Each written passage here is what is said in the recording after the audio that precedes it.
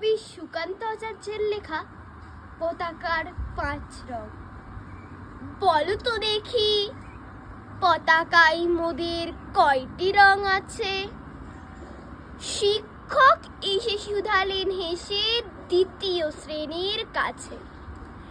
একসাথে মিলে সব ছেলে বলে চিৎকার করে জোরে, 3টি বর্ণ রয়েছে রাঙানো ওই জাতীয় পতাকা জুড়ে।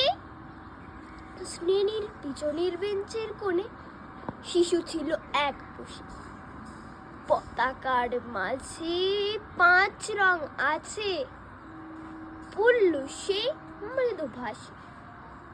কথা তার শুনে বাকি শিশু গণে হেসে খায় লুটোপুটি।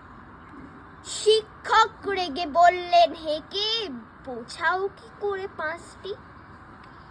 মাথা নিচু করে ভয়ার্থ স্বরে সরল শিশুটি বলে, ওপরে গেরুয়া, মাঝখানে সাদা, সবুজ আছে তার তলে, আর আছে আঁকা গোলাকার চাকা, নীলে রং আছে এতে। শিক্ষক বলে এটিকে ধরলে তবুও হচ্ছে 4টি।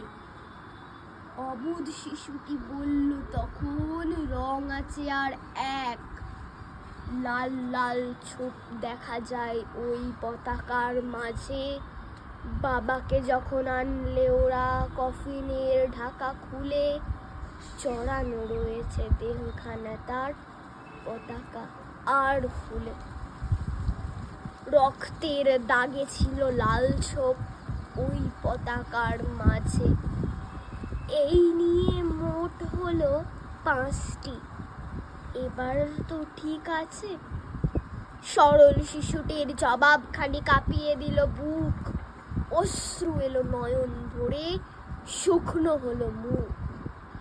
আজও যারা দেশের জন্য করছে বলিদান, স্বাধীনতার শহীদ সম তাদের অমর প্রাণ। হয়েছি স্বাধীন, পেরিয়ে গেছে 70টি বছর।